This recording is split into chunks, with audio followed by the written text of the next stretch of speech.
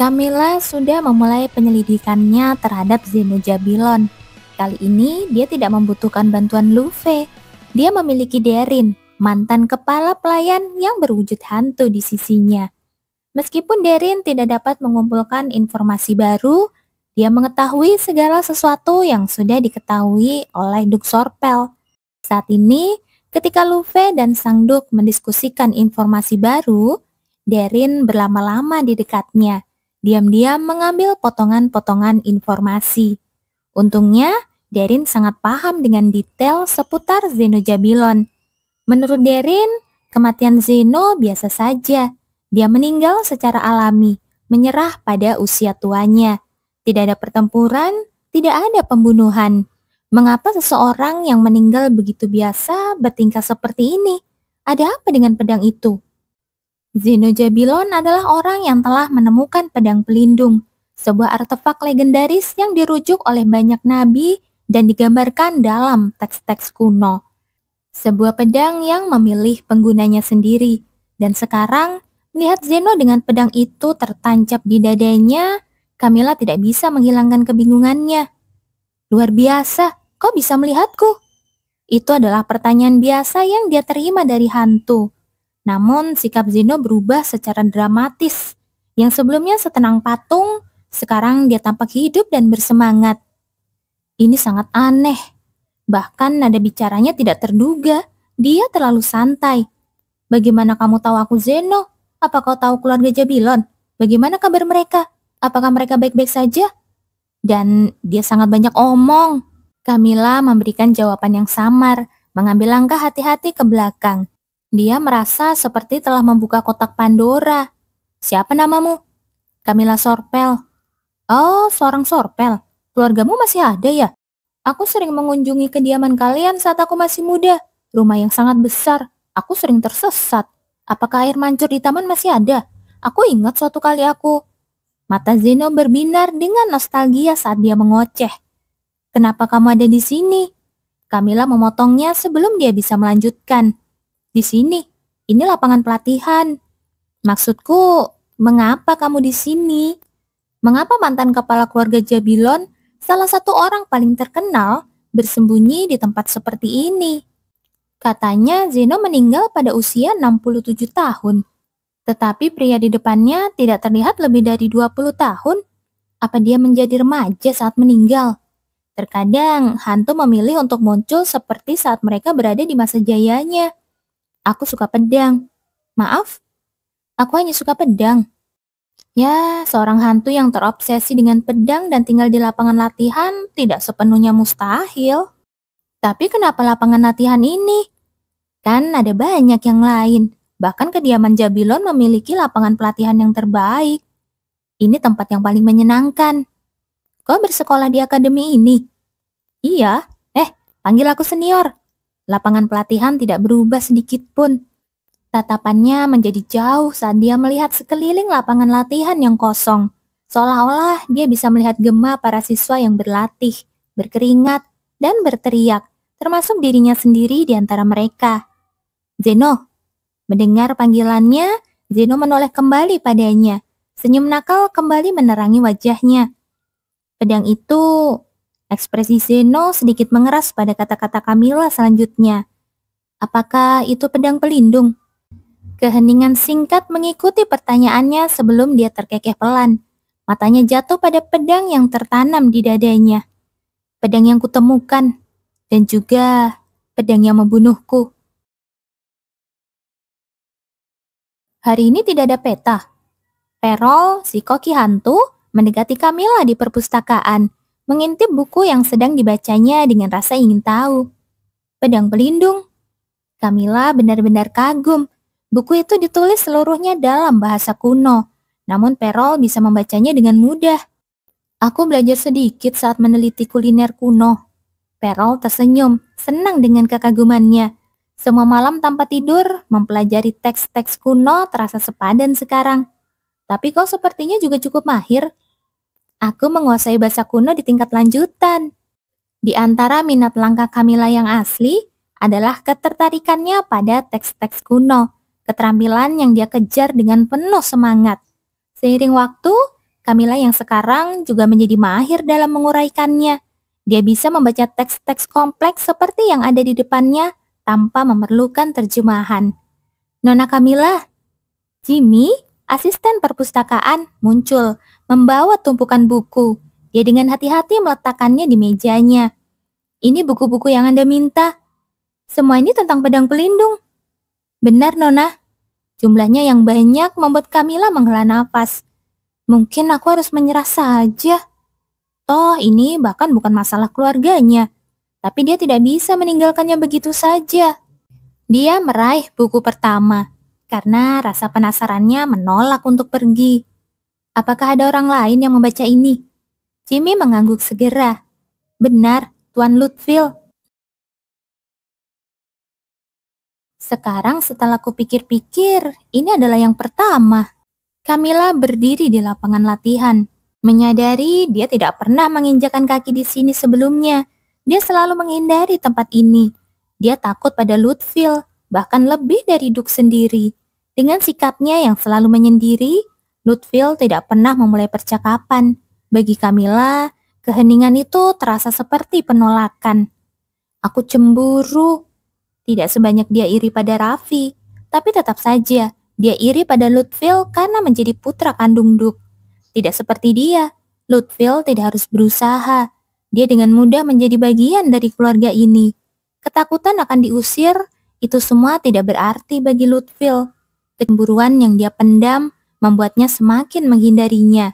Tapi sekarang, dia merasa mulai lebih memahami dirinya. Tatapan Camilla jatuh pada Lutfield yang sedang mengawasi latihan para kesatria dengan ketenangan dan ketelitian khasnya. Dia tidak pernah memulai lebih dulu, tapi juga tidak pernah menolak siapapun. Saat melihatnya memberi nasihat kepada seorang kesatria yang meminta bantuan, Camilla terkekeh pelan. Kenapa aku tidak menyadari ini lebih cepat? Lutfield bukanlah orang yang dingin atau pemarah. Dia hanya membiarkan orang lain apa adanya. Nona Camilla. Kehadirannya menimbulkan bisikan di antara para kesatria. Bahkan Lutfield akhirnya mendongak. Ekspresinya memperlihatkan sedikit keterkejutan. Apa yang membawamu ke sini? Dia mendekatinya dengan cepat. Untuk melihatmu. Mengedipkan mata dengan kebingungan, Lutfield menatapnya, memproses kata-katanya. Apakah aku mengganggu latihan? Tidak apa-apa. Jawaban yang cepat dan langsung. Camilla menahan senyumnya. Tuan Lutfield, sesi latihan berikutnya. Salah satu kesatria ragu-ragu, mencoba mendapatkan perhatiannya.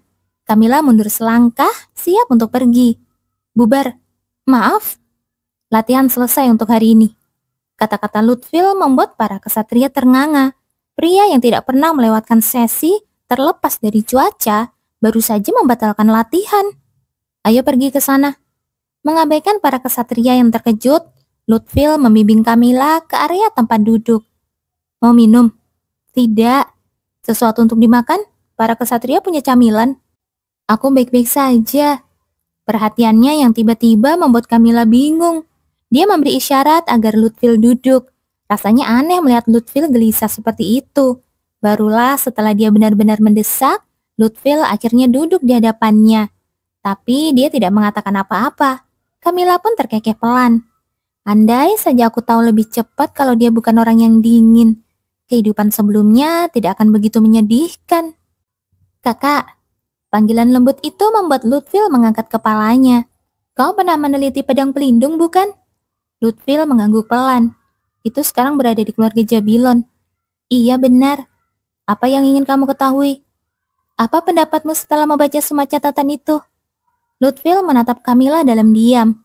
Jika kamu membaca semua teks kuno itu dengan teliti, ada satu hal yang pasti akan kau sadari. Tempat terakhir di mana pedang pelindung terlihat. Camilla hanya mengangguk tipis. Dari kumpulan dokumen kuno dan catatan tentang pedang itu, satu kesimpulan muncul. Lokasi terakhir di mana pedang itu menghilang. Itu adalah kisah dari masa lampau, ketika kekaisaran baru berdiri. Saat itu, sebuah kelompok mengguncang seluruh benua. Mereka adalah sekte yang menyembah dewa bernama Eva. Alasan orang-orang mengikutinya hanya satu, janji tentang kehidupan abadi. Dan itu nyata. Pengikut Eva tidak menua ataupun mati. Maka ribuan orang berbondong-bondong mengikuti mereka. Namun kekuatan itu lahir dari pengorbanan. Jiwa-jiwa tidak berdaya, orang miskin, lemah, dan bodoh dikorbankan demi memperpanjang hidup pengikut Eva. Darah pun tertumpah. Pecahlah perang antara mereka yang menyembah Eva dan mereka yang berjuang menumpas sekte gelap itu. Para pengikut Eva dengan kekuatan besar bertahan dan tidak mudah menyerah. Tapi dalam setiap kekacauan selalu ada pahlawan yang muncul. Dia adalah Mars, pria yang mengakhiri perang panjang itu, menebas pemimpin sekte dengan pedang legendaris. Pedang itu mampu mengalahkan pengikut Eva yang bahkan tidak mati meski jantung mereka dihancurkan. Namun setelah perang berakhir, Mars menghilang dan pedang itu pun lenyap bersamanya. Dan tak ada seorang pun yang berhasil menemukannya. Ucap Lutfil datar, sampai Zenojabilon menemukan dan membawa pedang itu ke keluarganya. Lutfil menambahkan dengan suara dalam. Pedang itu selalu digambarkan dengan satu kalimat, pedang yang memilih tuannya.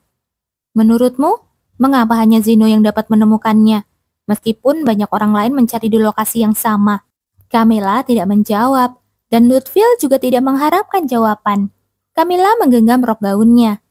Jadi, kau juga tahu alasan Zeno tidak pernah diakui sebagai tuan dari pedang itu. Siapapun yang benar-benar meneliti pasti bisa mengetahuinya, jawab Lutfil. Tapi tidak ada yang berani mengatakannya, karena itu adalah rahasia keluarga Dukjabilon. Camilla menghela nafas lirih, namun dalam hatinya dia bergumam. Masalahnya, sosok dari sejarah kuno itu kini berdiri tepat di depanku. Di halaman latihan, suara dentang pedang memenuhi udara. Para murid berlatih dengan penuh semangat. Namun di bawah rindangnya pohon, Camilla duduk bersantai. Seperti biasa, dia enggan berkeringat di bawah terik matahari. Zeno menatapnya dengan sorot mata tak setuju. Kamu tidak berlatih? Enggak.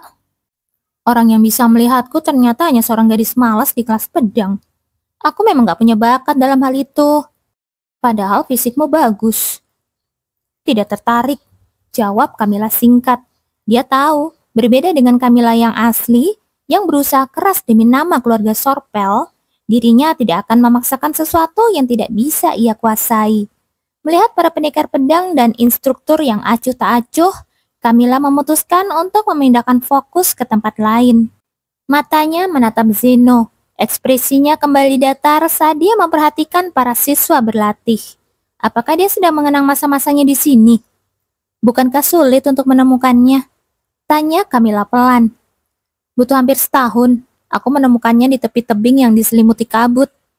Jadi memang benar kau yang menemukannya? Itu sudah jadi pengetahuan umum, mengapa menanyakannya lagi? Camilla menggeleng pelan. Karena hanya orang yang diakui pedang itu yang bisa menemukannya. Namun, ketika kau kembali ke rumah dengan pedang itu, kau bukan pemiliknya. Pedang itu hanya sebongkah logam tanpa jiwa. Tidak seperti dalam catatan kuno, pedang itu tidak lagi bersinar atau bernyanyi. Senyum Zeno lenyap seluruhnya. Camilla menatap lurus pada pedang di dadanya. Itu karena tuan yang dipilih oleh pedang sudah meninggal. Kamu punya kakak laki-laki bukan? Saudara kembarmu? Dua pemuda melangkah di hutan berkabut. Zeno di depan, matanya bersinar dengan gairah. Mihai, kakak kembarnya, mengikutinya dengan resah. Mereka tersesat selama seminggu. Makanan sudah hampir habis. Mihai hanya bisa menghela nafas, berharap adiknya menyerah. Namun tiba-tiba Zeno berteriak penuh semangat. Mihai, lihat itu, pedangnya. Mihai hanya melihat tebing kosong, tapi Zeno berlari, tangannya meraih sesuatu. Dan benar saja, sebilah pedang terangkat dari tanah. Cahaya lembut terpancar, pedang itu bergetar seolah bernyanyi. Mihai tertegun. Boleh aku mencoba memegangnya? Zeno menyerahkannya dengan senyum lebar. Namun ketika Mihai menggenggamnya, cahayanya padam. Pedang itu pun membisu. Zeno tertawa. Haha, Tampaknya pedang itu tidak menyukaimu, Mihai. Dan untuk kesekian kali, hati Mihai terasa remuk. Selalu begitu, selalu Zeno yang bersinar. Kenapa? Gumam Mihai lirih. Kenapa selalu kau, Zeno? Kenapa bukan aku? Sejak kecil, segala sesuatu yang sulit diraih Mihai selalu dicapai Zeno dengan mudah. Dia yang malas belajar pun selalu meraih nilai terbaik. Dalam ilmu pedang, tidak perlu ditanya lagi. Mihai tidak pernah bisa menandinginya. Dimanapun dia berada, orang-orang selalu mengelilinginya. Senyum bebasnya, kata-katanya yang sederhana, seolah memiliki daya tarik yang tidak tertahankan. Bahkan perhatian sang ayah dan kasih sayang sang ibu, semuanya untuk Zeno. Segala pujian, segala sorak kagum, semuanya milik adiknya. Dan kini, bahkan pedang pelindung pun memilihnya. Pedang di tangannya tetap tidak bereaksi. Putus asa melanda hatinya. Seandainya kau tidak pernah ada. Tangannya gemetar. Tusukan itu meluncur tanpa kendali. Pedang itu menembus dada Zeno dengan mudah. Zeno terhuyung, dan sebelum Mihai bisa menghentikan langkahnya, tubuh sang adik jatuh dari tebing, lenyap di dalam kabut. Mihai tersadar saat semuanya telah terlambat. Dia roboh ke tanah, menggenggam pedang yang kini dingin, hampa tanpa tuannya. Camilla menatap lurus pada sosok hantu di hadapannya. Yang mati waktu itu bukan Mihai, tapi adiknya Zeno. Benar bukan? Hanya itu alasan yang masuk akal. Kenapa sang kepala keluarga Jabilon menampakkan diri sebagai arwah dengan luka pedang di dadanya? Zeno mengangguk tanpa ragu. Yang mati adalah aku, bukan kakakku. Kenapa? Tidak ada seorang pun yang tahu apa yang sebenarnya terjadi di tebing. Jika Mihai mengaku dialah Zeno yang membawa pulang pedang itu, tidak ada yang akan meragukannya. Itu hukuman yang dia berikan pada dirinya sendiri. Hukuman? Bagaimana rasanya mendengar nama orang yang kau bunuh setiap hari sepanjang hidupmu? Setiap sapaan adalah pengingat. Setiap panggilan adalah cambukan. Dia memilih hidup di bawah beban dosanya sendiri. Camilla terdiam. Bahkan jika mereka kembar, bisakah seseorang hidup selamanya dengan identitas orang lain? Ayah tahu. Camilla terkejut. Tentu saja, tidak ada orang tua yang salah mengenali anaknya sendiri. Namun, beliau tetap diam. Satu anak sudah mati, dan anak yang lain kembali hidup-hidup, itu sudah cukup baginya. Zeno tersenyum getir. Lucu bukan? Nama orang yang mati tetap hidup, sementara nama orang hidup lenyap begitu saja. Yang kembali bukanlah Zeno, itu adalah Mihai. Namun dia hidup, dihormati, menjadi kepala keluarga yang bijaksana, semua di bawah nama Zeno. Awalnya aku marah, aku menjerit, mengutuk. Kenapa aku yang harus mati? Aku benci padanya. Tapi Zeno menunduk, senyumnya hambar. Orang-orang bersorak gembira. Mereka lega karena Zeno hidup. Mereka berkata, memang lebih baik Mihai saja yang mati. Saat itulah, aku tidak bisa lagi membencinya. Zeno akhirnya mengerti mengapa Mihai meneriakkan kata-kata kebencian kepadanya. Aku pikir dia telah membayar lunas dosa-dosanya. Zeno menghela nafas panjang. Aku hanya kasihan padanya sekarang. Dia bahkan mati tanpa bisa mengungkapkan kebenaran pada anak-anaknya sendiri. Camilla mengangguk ringan. Waktu memang punya kekuatan untuk meredam rasa dendam yang paling tajam sekalipun. Camilla menatapnya dengan iba, lalu berbisik pelan. Kalau begitu, kenapa kamu masih di sini? Karena pedang. Pandangannya kembali tertuju ke tempat latihan. Aku tidak pernah punya kesempatan untuk menggunakan pedang dengan benar. Camilla tertegun. Bagaimana mungkin? Dia dipuja sebagai jenius pedang, pencipta ilmu pedang keluarga Jabilon, pria yang tidak pernah melepaskan pedang dari tangannya. Namun Zeno hanya tersenyum nakal. Karena aku tidak pernah punya lawan yang sepadan. Camilla menutup wajah dengan tangan, menyebalkan, tapi tidak ada bantahan untuk kata-katanya. Apakah ahli pedang memang tidak umum? Tunggu, wajah-wajah muncul dalam pikiran Camilla. Ada banyak kok. Bahkan di antaranya ada 2 orang yang tinggal bersamanya. Camilla menatap Zeno yang masih menatap penuh kerinduan ke arah tempat latihan. Kenapa? Apa ada sesuatu di wajahku? Ketampananku? Berhentilah membuat lelucon. Camilla perlahan bangkit. Dia tahu dia akan menyesali ini. Tapi, Zeno, apa kamu mau mengayunkan pedang itu dengan benar? Apa? Sebuah duel? Zeno membelalak. Dengan siapa? Kamu. Ada banyak master pedang di sekitar sini. Duk Sorpel, Duk Sepra, dan bahkan Arsian yang hampir menjadi master. Namun Camilla memilih Ludwig karena satu alasan. Dia tidak akan menganggap kata-kataku sebagai lelucon. Ludwig tidak pernah menganggap enteng apapun. Bahkan apa yang mungkin ditertawakan atau dicemooh orang lain, Ludwig akan merenungkannya dengan serius, dengan ekspresi yang tegas.